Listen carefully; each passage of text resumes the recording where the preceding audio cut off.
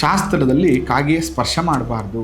ಏನೋ ಪುರಿ ತಗೊಂಡು ಹೋಗ್ತಾ ಇರ್ತೀರಿ, ಏನೋ ಚುರುಮುರಿ ತಿಂತಾ ಇರ್ತೀರಿ, ಏನೋ ಹಣ್ಣು ತಗೊಂಡು ಹೋಗ್ತಾ ಇರ್ತೀರಿ, ಅದನ್ನು ತಿನ್ನಲಿಕ್ಕೆ ಬಂದು ಸ್ಪರ್ಶ ಮಾಡಿದ್ರೆ ಅದು ದೋಷಪ್ರದವಲ್ಲ. ಅಗ್ನಿಮೂಲೆಯಿಂದ ಏನಾದರೂ ಕಾಗೆ ಪ್ರವೇಶವನ್ನು ಮಾಡಿದ್ರೆ ಮನೆಯಲ್ಲಿ ಕಲಹಗಳು ಜಾಸ್ತಿ ಆಗ್ತದೆ, ದಾಂಪತ್ಯದಲ್ಲಿ ಬಿರುಕು ಮೂಡಿ ಬರ್ತದೆ, ನೈಋತ್ಯದಲ್ಲಿ ಅರಿಷ್ಟವು, ವ್ಯವಹಾರ ನಷ್ಟವು, ಆರ್ಥಿಕ ಸಂಕಷ್ಟವು,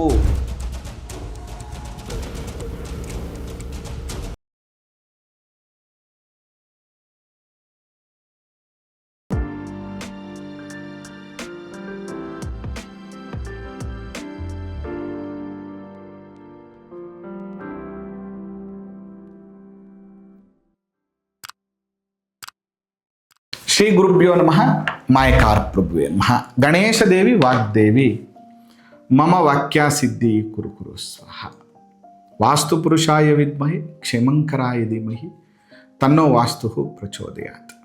ಆರಾಧ್ಯ ದೈವನಾಗಿರುವಂಥ ಮಲೆ ಮಹದೇಶ್ವರರನ್ನ ಮನದಲ್ಲಿ ನೆನೆಯುತ್ತಾ ವಿದ್ಯಾಗುರುಗಳ ತಂದೆ ತಾಯಿಯ ಪಾದಾರವಿಂದಗಳಿಗೆ ನಮಸ್ಕಾರವನ್ನು ಮಾಡ್ತಾ ಜಗದ್ಗುರು ಪಂಚಾಚಾರ್ಯರನ್ನು ಬಸವಾದಿ ಶರಣರನ್ನ ಮನದಲ್ಲಿ ನೆನೆಯುತ್ತಾ ನನ್ನೆಲ್ಲ ಪ್ರೀತಿಯ ವಾಸ್ತುವಿಜ್ಞಾನ ವೀಕ್ಷಕ ಬಂಧುಗಳಿಗೆ ನಿಮ್ಮ ಮುಗುರು ಮಧು ದೀಕ್ಷಿತ್ ಮಾಡುವ ಪರಿಪೂರ್ಣವಾದಂಥ ನಮಸ್ಕಾರಗಳು.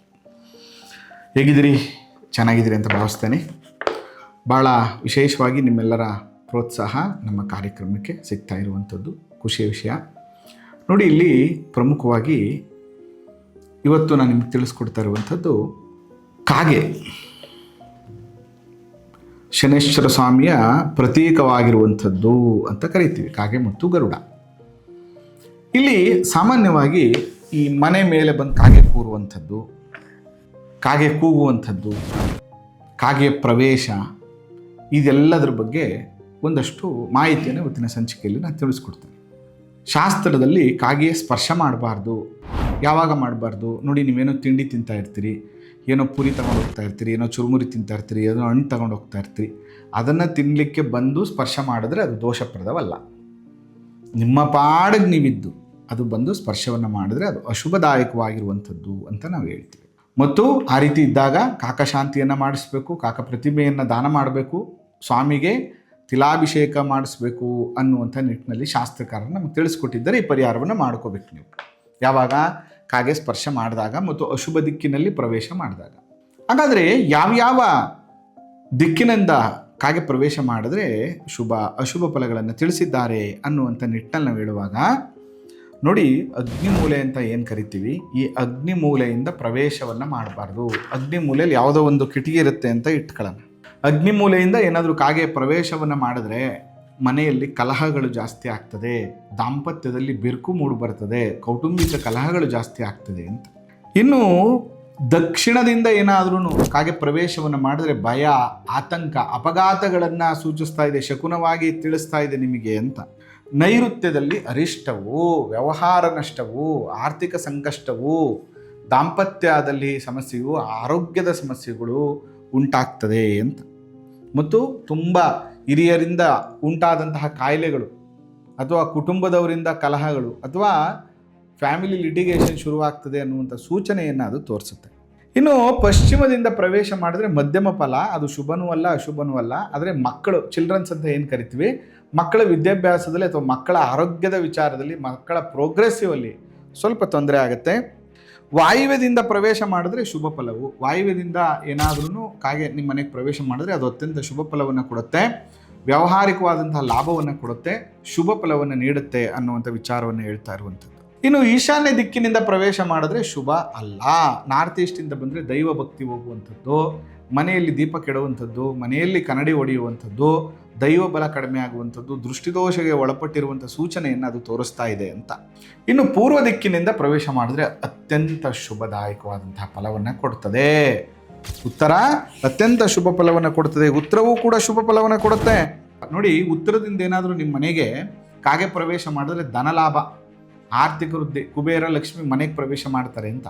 ವ್ಯವಹಾರದ ಅನುಕೂಲ ಆಗುತ್ತೆ, ಆಕಸ್ಮಿಕ ಧನ ಬರುವಂಥದ್ದು, ತುಂಬ ದಿನದಿಂದ ಬರಬೇಕಾದಂಥ ಹಣ ಬರುವಂಥದ್ದು, ಸ್ವಲ್ಪ ಸಾಲ ತೀರುವಂಥ ಸೂಚನೆಯನ್ನು ಅದು ತೋರಿಸುತ್ತೆ. ಪೂರ್ವ ದಿಕ್ಕು ಕೂಡ ಶುಭ ಫಲವನ್ನು ಕೊಡುತ್ತೆ.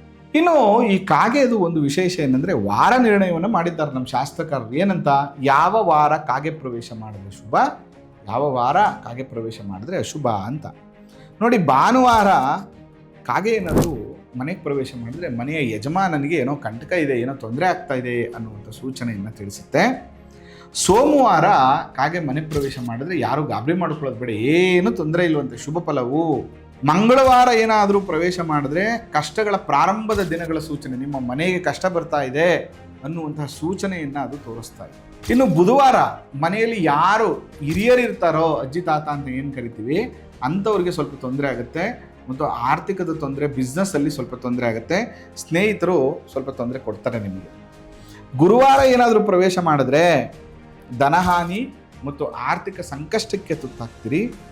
ಶುಕ್ರವಾರ ಏನಾದರೂ ಪ್ರವೇಶ ಮಾಡಿದ್ರೆ ವಾಹನ ಗಂಡಾಂತರ, ಪಶುಗಳ ಸಾವು, ಮನೆಯಲ್ಲಿ ಸಾಕು ಪ್ರಾಣಿಗಳ ಸಾವು ಆಗುವಂಥ ಸಾಧ್ಯತೆಗಳಿರ್ತದೆ.